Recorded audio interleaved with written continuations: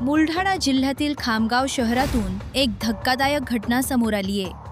लग्नातील आनंदाचे वातावरण क्षणात शोकांतिकेत बदलले. खामगावमधील बर्डे प्लॉट परिसरात काल मध्यरात्री एका लग्न समारंभात ही घटना घडली. डीजेच्या तालावर तरुणांचा नाच सुरू असताना शोएब खान अमीन खान हा 23 वर्षीय तरुण देखील त्यात सहभागी झाला होता.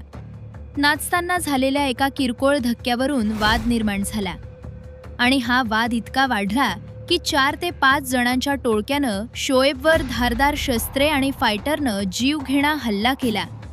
या भीषण हल्ल्यात शोएब गंभीर जखमी झाला आणि जागीच त्याचा मृत्यू झाला. या घटनेनंतर संपूर्ण परिसरात भीती आणि तणावाचे वातावरण निर्माण झाले.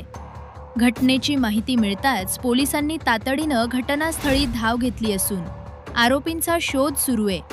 केवळ एका क्षुल्लक कारणावरून एखाद्याचा जीव घेण्यापर्यंत तरुणांची मानसिकता कशी पोहोचली, हा गंभीर प्रश्न या घटनेमुळे पुन्हा एकदा समोर आलाय.